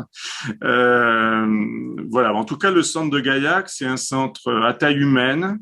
C'est un centre de proximité qui surtout vocation à permettre aux personnes âgées et dépendantes et malades de se faire vacciner. Alors, évidemment, voilà, il y a des personnes plus jeunes, etc., qui ont pu se faire vacciner, quand il restait des doses, mais voilà, notre centre, il a vraiment cette vocation-là. Il n'aurait pas existé si la CPTS n'avait pas insisté pour le créer. Mais je crois que ça aurait été compliqué pour un certain nombre de personnes d'aller sur Albi. Donc voilà, ce centre, il est prévu pour durer jusqu'à avoir finalement épuisé cette population qui avait vraiment besoin de nous en proximité. Actuellement, les calculs sont que nous finirions vers le 30 juillet les doses correspondant à cette population. Voilà, probablement, ça va être affiné dans les jours qui viennent, avec une montée en charge aussi. Hein, vous savez, on avait commencé avec, je crois, 100 vaccins par semaine. Maintenant, on est à plus de 800 vaccins par semaine. Donc, voilà, encore bravo à toute l'équipe. Avant tout, à Delphine Calicis, notre infirmière coordinatrice, qui, depuis le début, porte ce projet très fort et tous les jours sur le pont. Hélène Bolzan, notre vice-présidente aussi très présente. Guylaine Roger, notre pharmacienne, livreuse de vaccins par tous les moyens automobiles possibles. Voilà, et toute l'équipe, évidemment, toutes les infirmières, tous les professionnels de santé qui interviennent. Aussi, l'aide de la mairie de Gaillac, qui a mis à disposition cette magnifique salle des mariages. Et donc, je me remercie Martine Souquet, qui, je crois, est en ligne avec nous. Je l'ai vu tout à l'heure. Le CCS de Gaillac, qui, aussi appelé Simplicité, qui reçoit tous les appels pour prendre rendez-vous. Et je remercie la Marjorie Daïdé et toute son équipe qui ont fait un travail vraiment qui était indispensable pour le bon fonctionnement de ce centre, parce que l'idée c'était c'est le public qui a accès à Doctolib, c'était pas forcément notre cœur de cible, donc il fallait trouver d'autres moyens d'inscrire les gens. L'aglo nous a aussi aidé en mettant aussi du matériel à disposition, et depuis peu une personne aussi qui aide pour l'accueil. Le Rotary avec des bénévoles, et encore probablement d'autres personnes qui ne me viennent pas à l'idée tout de suite, mais que je remercie du fond du cœur d'avoir permis de faire fonctionner ce centre. Bien sûr le trépied, infirmiers, médecins, pharmaciens qui sont intervenus au centre, mais également les autres vaccinateurs, comme on dit, qui se sont engagés dans cette mission. Donc voilà, merci beaucoup. Et on est, comme vous le voyez, pour le centre de Gaillac, à quand même plus de 7000 vaccinations. Donc on arrive à des quantités tout à fait importantes qui correspondent à notre cible de personnes à vacciner de manière prioritaire en proximité. Voilà, peut-être je vais repasser la parole à Marianne Lafont qui nous a rejoint sur la nouveauté que constituent ces vaccins. Et je vous invite vraiment à poser vos questions, alors soit sur le chat du Zoom pour ceux qui y sont, soit sur YouTube. Et Delphine va nous faire passer les questions. Voilà, peut-être Marianne, en quoi les vaccins à ARN messager sont nouveaux, sont différents des autres, et puis après quelques mois, quel recul sur cette nouvelle façon d'envisager les vaccinations. Merci, bonsoir à tous. Alors, les deux vaccins, que ce soit ARN messager ou vecteur viral, sont à la fois nouveaux et à la fois on a pas mal de recul puisque ça fait 20 ans qu'il y a des travaux sur la méthode ARN messager qui avait déjà été mise au point en oncologie pour des traitements en oncologie. Donc, on a déjà 20 ans de recul dans cette technique-là. Et les vaccins vecteurs virales, c'est aussi une nouveauté vaccinale à grande échelle comme ça, mais ça a déjà été mis au point dans d'autres vaccinations contre des agents infectieux, à la fois chez l'être humain et aussi en médecine vétérinaire. Dans les deux cas, comme tu l'as très bien expliqué, le but c'est de produire la protéine spike et donc pour ça on amène un petit morceau d'ARN messager, soit tout seul au milieu d'une espèce de boule de gras, et c'est pour ça qu'il y a toutes ces difficultés de conservation, mais finalement c'est en train de s'alléger. Il y a eu des études qui ont montré que notamment le Pfizer et Moderna, on allait pouvoir les conserver dans des frigos classiques beaucoup plus longtemps que ce qu'on pensait. Une fois décongelés. Et pour les vecteurs viraux, c'est un petit virus qui s'appelle un adénovirus, qui est un virus. Les adénovirus, on en croise régulièrement tous les hivers, puisque ce sont des agents des rhumes. Voilà. Donc dans les deux cas, c'est le même but, c'est de produire une protéine entière, et comme ça permet de stimuler de la façon la plus naturelle entre guillemets possible le système immunitaire pour avoir une immunité complète, comme tu l'as dit, à la fois cellulaire et anticorps ou humorale.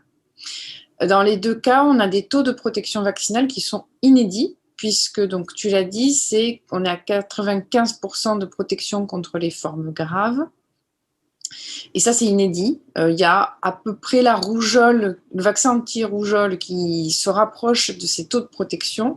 Mais en dehors de celui-là, tous les autres vaccins qu'on a à notre disposition ont des protections qui sont bien moins efficaces. Donc, on a réussi à produire en peu de temps des vaccins extrêmement efficaces. Et c'est pas pour rien qu'en fait, ces techniques ont été utilisées parce qu'en fait, cette recherche qui dure depuis 20 ans, elle est faite dans le but de savoir mettre au point rapidement des vaccins dans le cas de l'apparition de nouveaux agents anti-infectieux. Et c'est des choses qu'on va continuer de voir dans les années à venir parce que c'est l'histoire naturelle des maladies infectieuses et parce que le réchauffement climatique ne va pas nous aider là-dessus. Donc, ils sont extrêmement efficaces dans les deux cas.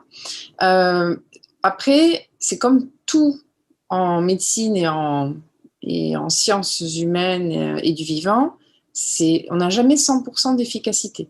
Donc 95% d'efficacité contre les formes graves, ça veut quand même dire que malgré tout, il y aura 5% des gens vaccinés qui feront des formes graves et qui nécessiteront d'aller à l'hôpital. Et donc, il est possible que vous rencontriez un voisin, un collègue qui ait fait une forme grave malgré la vaccination. Ça ne remet pas en question l'efficacité du vaccin, c'est juste qu'il y aura quand même des gens qui feront des formes graves et c'est pour ça que tant que le virus circule beaucoup, il faut garder les mesures barrières. Quand le virus circulera beaucoup moins, statistiquement 95% de beaucoup moins, c'est vraiment très rare. Et du coup, on pourra probablement lever de façon beaucoup plus importante les gestes barrières qu'on ne le fait actuellement. Ensuite, c'est contre les formes graves. L'efficacité contre les formes non graves, elle est un peu moins importante. On est plus dans du 85-90%. Et donc, effectivement, les formes non graves, c'est les formes contagieuses. Et c'est pour ça qu'on ne peut pas... le vaccin n'empêche pas 100% de la transmission contre la maladie. Par contre, on sait qu'il baisse la transmission et on le voit notamment dans des pays comme Israël ou l'Angleterre où le taux de couverture vaccinale a énormément, est impressionnant. On voit qu'il y a une nette baisse de la transmissibilité et c'est vraiment une lueur d'espoir parce qu'on espère bien qu'une fois qu'on aura atteint un taux de protection vaccinale suffisante de la population, on pourra retrouver une vie à peu près normale et sociale. Probablement qu'on ne pourra pas d'emblée retrouver la vie de 2019 et qu'il va falloir y aller progressivement. Peut-être qu'il y a des choses qu'il faudra garder et peut-être que l'idée de mettre un masque en hiver quand on est malade, c'est peut-être quelque chose qu'il faudra garder à l'avenir et on a bien vu qu'en dehors du Covid, cette mesure-là nous a permis de diminuer énormément les infections virales de l'hiver et que les gens qui ont des maladies respiratoires chroniques ont fait beaucoup moins de décompensation que les hivers précédents. Donc, on a appris des choses aussi de cette pandémie qu'il faudra peut-être garder. Concernant les délais, donc l'intervalle entre 2 doses, donc pour les vaccins ARN, ça a été fixé à 6 semaines pour plus des raisons de stock, mais on est entre 4 et 6 semaines, c'est là où on est le plus optimal pour la deuxième dose. Et pour les vaccins ARN, par contre, le rappel à 12 semaines, c'est quand même là qu'on a montré le plus d'efficacité vaccinale. Voilà. Alors, je ne sais pas si c'est dans les questions. On en parle un petit peu moins, mais à une époque, quand les premiers vaccins sont arrivés, ce sont des vaccins ARN, il y avait pas mal de questionnements autour. C'est du matériel génétique, qu'est-ce que ça va faire au génome de ma cellule? Donc, il faut bien comprendre que l'ARN et l'ADN sont 2 choses très différentes. Le noyau de nos cellules, à nous, qui est au centre du schéma, là, le petit truc rond bleu, c'est fait d'ADN. Et c'est là qu'est contenu tout notre matériel génétique qui fait notre identité et qui fait que nos cellules marchent. Ça, cet ARN, il est robuste dans le temps tant qu'il est bien conservé au sein du noyau de la cellule. L'ARN, c'est une autre molécule génétique qui est différente, que nous-mêmes on produit tous les jours pour fabriquer nos propres protéines. Et ça, par contre, c'est très instable dans le temps. Et en fait, ça ne survit pas plus de quelques instants à l'intérieur de la cellule. Et donc, quand cet ARN a été libéré dans la cellule, il a juste le temps de fabriquer la protéine avant d'être complètement détruit. Et il est absolument incapable d'aller dans le noyau cellulaire. Les seuls ARN qui sont capables, c'est-à-dire c'est pas l'ARN en lui-même, le seul virus qui est capable de faire arriver son matériel génétique dans une cellule humaine, c'est le VIH, qui a une protéine extrêmement spéciale qui transforme son ARN en ADN, et c'est à ce moment-là, une fois qu'il est transformé en ADN, que cet ADN arrive à aller dans le noyau de la cellule humaine. Et cette molécule très spéciale qui n'est portée que par le virus du VIH et par aucun autre virus au monde, n'existe pas chez l'être humain. Et même si, et chez les gens qui sont porteurs du VIH, vous me direz, est-ce que cette protéine du VIH pourrait pas prendre l'ARN du vaccin pour le faire migrer? C'est pas possible parce que, en fait, il a besoin d'une espèce d'accroche sur l'ARN qui n'est présente que sur les ARN du VIH et pas sur les autres ARN. Sinon, tous les gens qui seraient porteurs du VIH passeraient leur temps à faire migrer des ARN messagers dans leur noyau cellulaire et on s'en serait rendu compte. Donc, il n'y a aucun risque génétique avec les virus ARN parce que ce matériel est extrêmement instable et va se détruire très rapidement. Dans les autres choses qui me paraissaient importantes, c'était pas tout le détail que tu as fait sur les effets indésirables des vaccins à adénovirus. Donc peut-être qu'on peut se mettre sur la diapo que je trouvais super bien faite là avec la relativité, voilà celle-ci. Donc effectivement, moi c'est un peu l'image dont je me sers. Les problèmes de thrombose avec les vaccins à AstraZeneca, typiquement. On a plus de chances d'être frappé par la foudre dans sa vie que de présenter ce genre de complications. Donc je trouve que c'est une image assez forte. Par ailleurs, une question qui revient souvent, ce ne sont pas des thromboses classiques. Le mécanisme de la thrombose dans le vaccin AstraZeneca, maintenant il est beaucoup mieux compris. Ça s'apparente à ce qu'on peut voir dans des complications rares chez les gens qui ont des traitements par héparine, qu'on appelle les TIH. Ce sont des mécanismes auto-immuns. En fait, l'injection d'héparine déclenche une réaction immunitaire qui fait sécréter des anticorps antiplaquettes qui déclenchent d'une part des thromboses dans des endroits inhabituels. Ça peut être des thromboses classiques du mollet, mais surtout des thromboses, comme par exemple des thromboses cérébrales, comme on a pu le décrire avec l'AstraZeneca, et une chute de plaquettes avec des anomalies dans la prise de sang, des anomalies qu'on dit des anomalies de la coagulation, qu'on appelle aussi coagulation intravasculaire disséminée. Bon, c'est des termes compliqués, mais c'est pour dire que dans la prise de sang, il y a des choses anormales. Les plaquettes chutent et il y a des anomalies dans l'hémostase.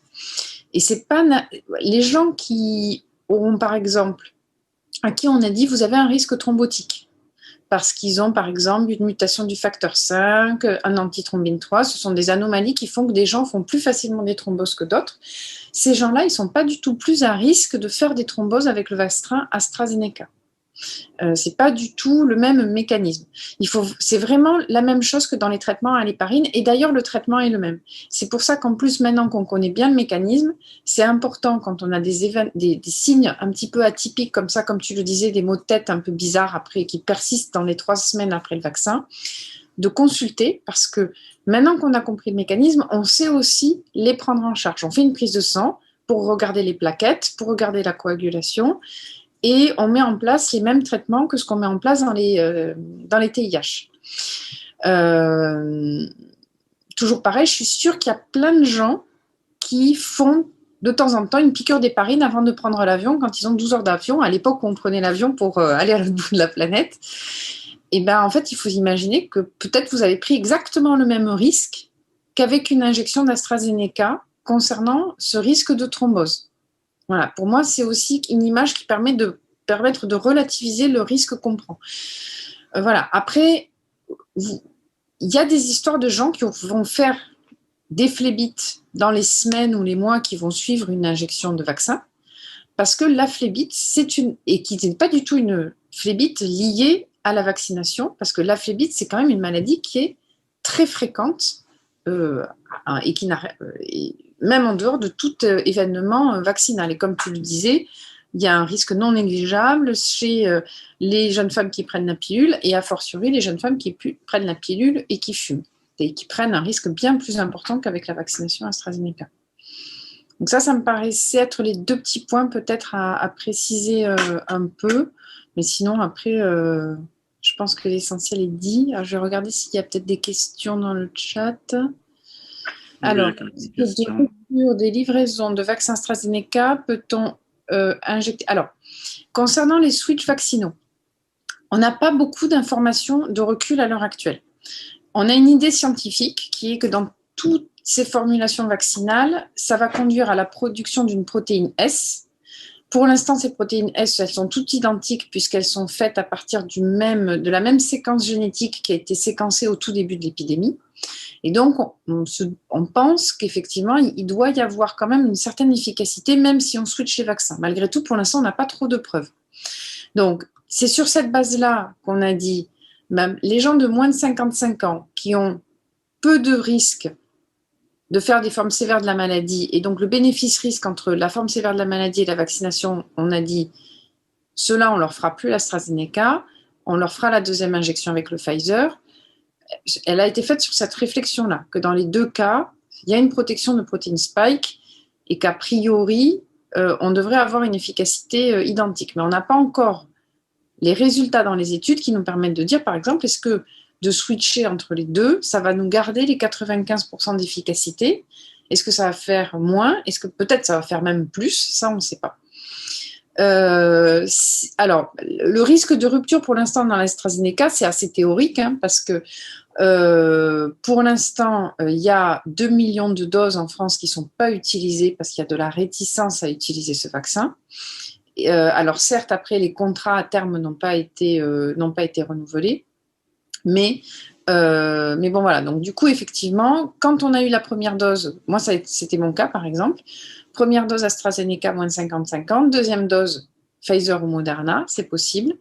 Et si un jour, il y a une rupture en AstraZeneca, du coup, on pourra le faire. Mais pour l'instant, cette rupture, elle n'est pas d'actualité.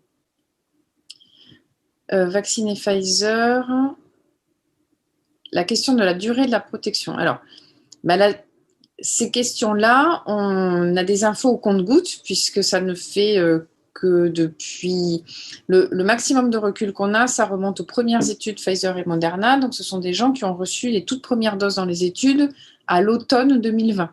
Donc, on est à peine à 1 an. A priori, on est à 1 an et on commence à avoir des reculs qui nous laissent penser qu'on a 1 an de protection après la vaccination, que ce soit quand on a reçu 2 doses de vaccin ou quand on a éventuellement fait un Covid et reçu une seule dose de vaccin 3 à 6 mois après l'événement Covid. La question qui commence à émerger, c'est celle de faire un rappel 6 mois à 1 an plus tard, à l'automne 2021.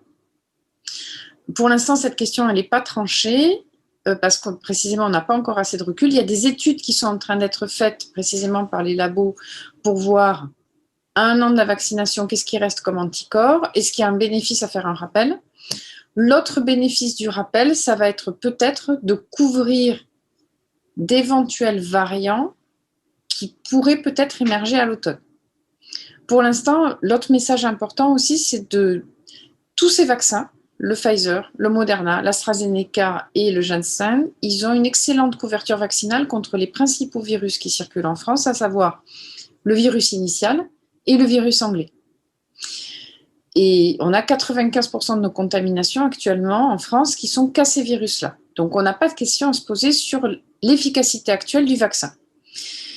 Il n'est pas complètement impossible que d'ici l'automne, si on a vraiment une bonne baisse de la circulation des virus anglais, puisqu'en fait, le virus anglais il se transmet tellement facilement qu'il nous protège, pour l'instant, du sud-africain et du brésilien. Mais le jour où on aura une meilleure protection contre ce virus-là, peut-être qu'il y aura de nouveaux variants qui émergeront à l'automne, contre lesquels les vaccins seront peut-être un tout petit peu moins efficaces. Et peut-être qu'à ce moment-là, il faudra faire un rappel avec un vaccin un peu plus adapté aux nouveaux variants.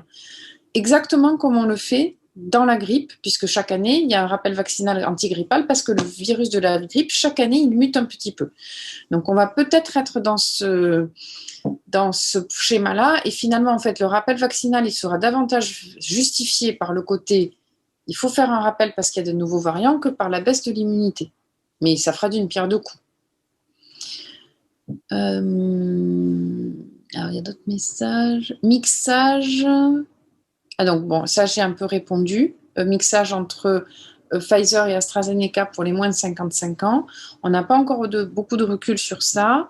On a quand même l'impression, scientifiquement, ça paraît tout à fait recevable de penser qu'il y aura une bonne efficacité malgré le mix, mais c'est un peu l'avenir qui va nous le dire en termes de est-ce qu'on est aussi bon à 95%.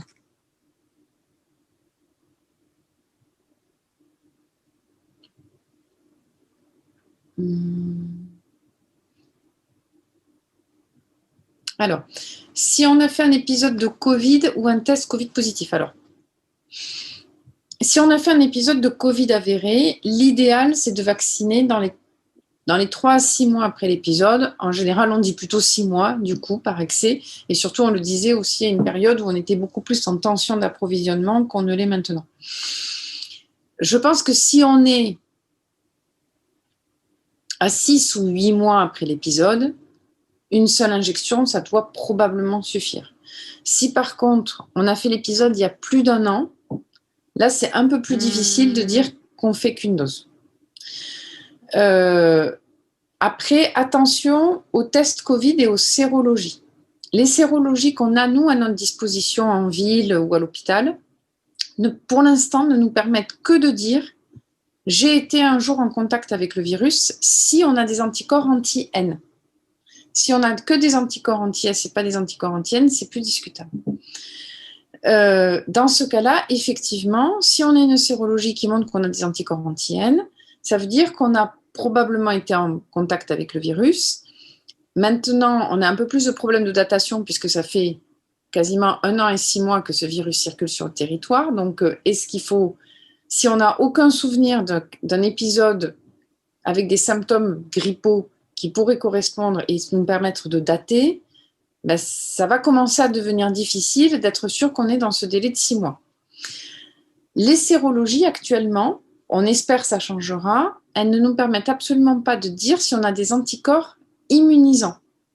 Ça se fait en labo de recherche, à Pasteur par exemple, où ils sont capables de doser les anticorps immunisants, mais les sérologies, c'est pas parce qu'on a une sérologie positive en ville qu'on est forcément protégé par des anticorps immunisants contre la maladie.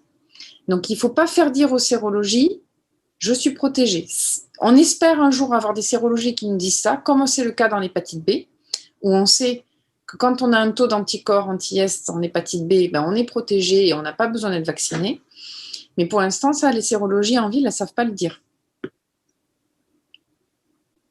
Quid de la vaccination chez les enfants ? Actuellement, les AMM descendent jusqu'à 16 ans.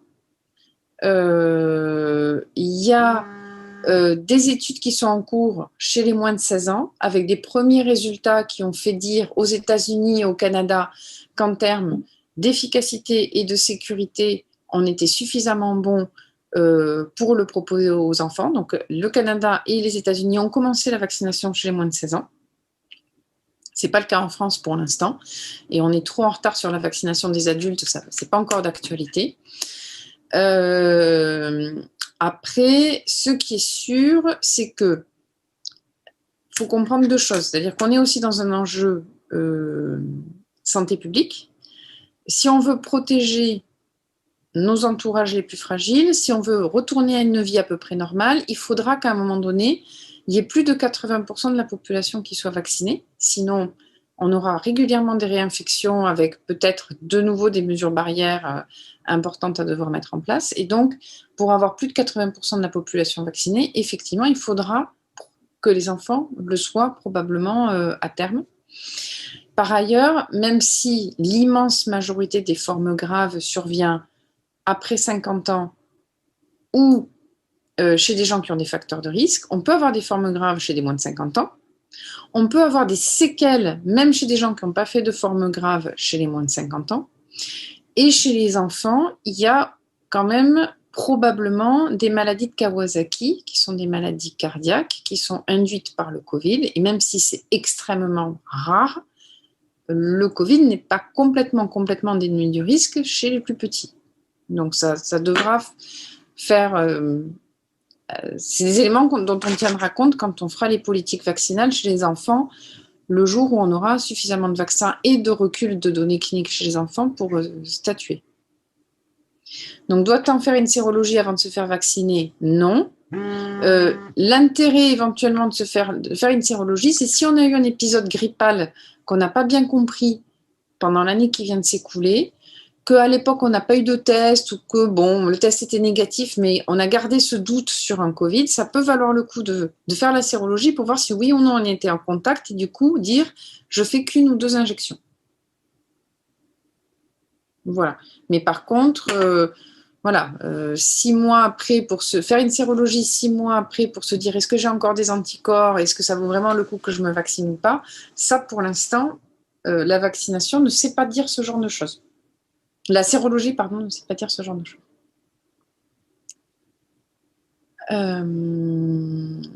Excusez-moi, que faisons-nous alors si au centre de vaccination, nous avons quelqu'un qui a eu le Covid il y a 1 an et qui n'a fait qu'une injection de Pfizer pour l'instant? Est-ce qu'on doit la rappeler pour... Je pense qu'à 1 an, il faut faire 2 injections. Il faut faire 2 injections? Ce n'est pas clairement dit dans les recommandations, mais moi je pense qu'il faut, si ça fait vraiment 1 an, moi j'aurais tendance à dire 2 injections. Ça faisait mars 2020. Moi j'aurais tendance à dire faire un schéma complet. Complet? D'accord. Ok, merci. Peut-être que ça changera, parce que plus on aura de recul sur... maintenant, on commence à avoir des gens qui sont à plus d'1 an de leur Covid, et donc on va avoir des études qui vont sortir sur cette population-là.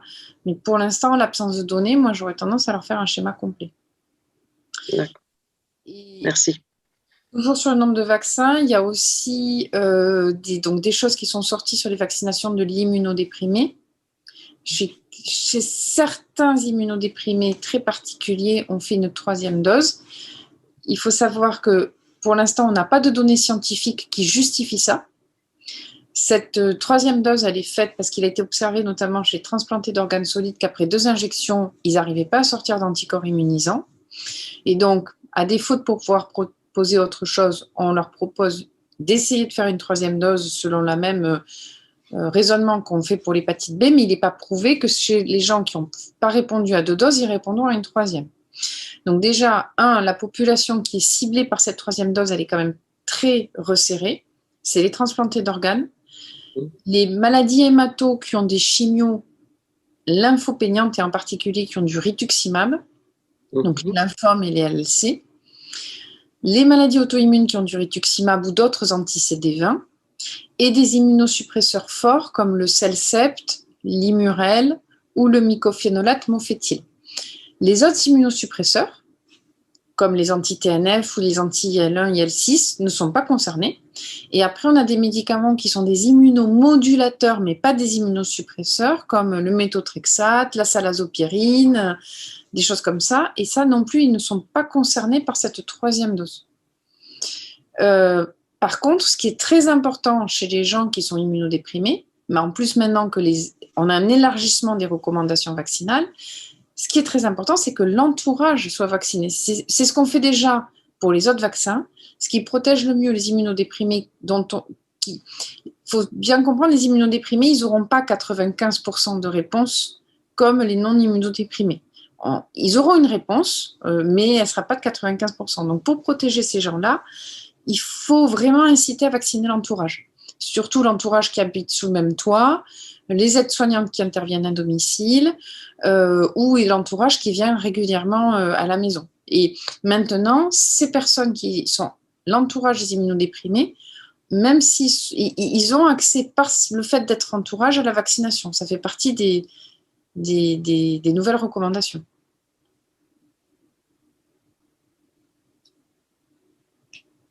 Merci.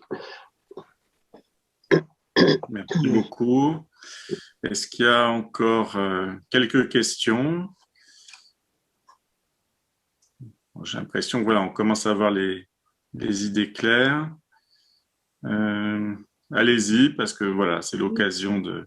Alors, PCR positive chez un professionnel asymptomatique, c'est quand même une PCR positive. Donc, il a fait un épisode, donc une seule vaccination. Attention quand même à la notion de PCR positive, parce que, nous, maintenant, à l'hôpital, on a systématiquement le détail de la PCR. En fait, quand on fait une PCR, normalement, la PCR teste ce qu'on appelle des cibles, c'est-à-dire des petits morceaux de l'ARN du virus. Il teste 2 cibles et donc, normalement, le labo teste ces 2 cibles et nous donne un taux qu'on appelle CT. En fait, ça nous dit, c'est des cycles, en fait, et plus il faut de nombreux cycles pour détecter l'ARN, moins la présence d'ARN est importante. C'est inversement proportionnel. Et donc, il y a certaines personnes qui vont avoir des PCR douteuses avec une seule amorce et un cycle très élevé. Donc, notamment chez les gens qui ont des symptômes et qui ont une PCR positive, on ne se pose pas trop la question. Mais chez des gens qui sont parfaitement asymptomatiques, c'est quand même bien quand on peut avoir le détail de la PCR. Alors, je sais que les labos de ville devaient aussi essayer de se mettre à rendre ces résultats. Je sais que ce n'est pas encore bien généralisé, ce qui est un peu dommage. Mais alors, ça pose aussi des problèmes pour des gens qui ont fait un premier Covid, par exemple l'année dernière. On leur refait une PCR parce qu'ils ont été contacts. Est-ce que la PCR, elle est encore positive parce qu'ils ont des traces ou parce qu'ils refont un Covid?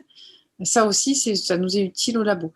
Mais pour la question de la vaccination, si on a une PCR qui ne fait pas de doute et est réellement positive, même si on est asymptomatique, c'est qu'une dose de vaccin dans les 3 à 6 mois. Pour prolonger cette question, quelqu'un qui a eu une première dose vaccinale, qui ensuite a eu le Covid, était positif dans les jours suivants. Voilà. Est-ce qu'on fait une autre dose vaccinale 6 mois après? Alors, pour l'instant, on a quand même cette notion de rappel à 6 mois. C'est-à-dire qu'on considère quand même que on ne va pas faire la deuxième dose telle qu'elle était prévue parce que le virus fait un équivalent de deuxième dose. Pour l'instant, il a encore recommandé une deuxième dose à 6 mois. Je me demande si ça, c'est pas quelque chose qui va changer quand on aura un peu plus de données, parce que ça paraît difficile d'y penser.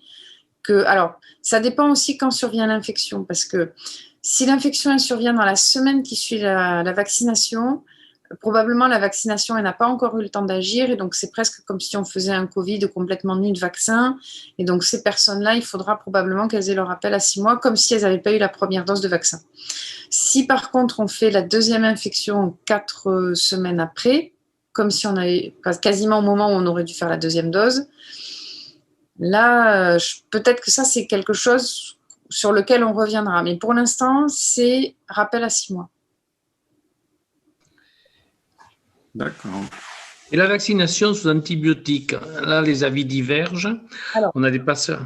Alors, antibiotiques pour antibiothérapie absédentaire, cystite, bon, les antibiothérapies plus lourdes, mais si vous voulez, alors les avis divergent. Il y en a qui ne veulent pas, il y en a qui veulent. Qu'est-ce que vous nous dites? Le problème, ce n'est pas l'antibiotique. Le problème, c'est l'infection en cours. Parce qu'en fait, en gros, on ne vaccine pas en période infectieuse parce qu'on estime que le système immunitaire est déjà un peu trop occupé par l'infection en cours et du coup ne va pas avoir suffisamment d'attention pour répondre correctement au vaccin. Donc, j'ai envie de dire que si vous êtes en plein dans l'infection aiguë, vous venez de sortir l'absédentaire, vous venez de faire la pneumonie, là, ce n'est pas le moment de vacciner. Par contre, au bout d'une semaine, en gros, dans les derniers jours par exemple, typiquement une antibiothérapie pour une pneumonie, c'est 7 jours. À la fin de vos 7 jours d'antibiothérapie, l'épisode infectieux, il est derrière vous et vous pouvez faire l'injection vaccinale. Après, ça c'est pour les infections aiguës qui sont les plus classiques en ambulatoire. Après, on a des infections pour lesquelles on a des antibiothérapies prolongées, des infections osseuses, les infections cardiaques, pour lesquelles les gens peuvent avoir 6 voire 12 mois d'antibiotiques. Là, dans ce cas-là, on ne va pas attendre la fin des antibiotiques. Quand on a percé la période aiguë où les gens avaient de la fièvre et de la CRP, au bout d'une semaine, 10 jours, on peut les vacciner même s'ils sont encore sous antibiotiques. Parce qu'on estime que l'infection est contrôlée et que maintenant le système immunitaire peut de nouveau s'occuper correctement du vaccin et avoir une bonne réponse.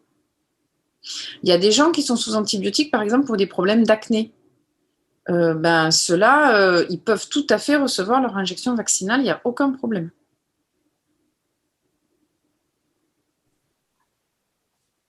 Très bien. Bon, oui, c'est cette question que tu voulais poser, Bernard. C'est fait. Et j'espère qu'effectivement, toutes les réponses qu'on a eues ce soir, on va ensuite voilà, elles vont s'aimer et on va les diffuser puisque c'est enregistré. On va pouvoir le diffuser à l'ensemble des professionnels de santé aussi, surtout cette deuxième partie, plus technique, c'est vrai, mais qui doit intéresser aussi les patients, bien entendu, qui se posent des questions.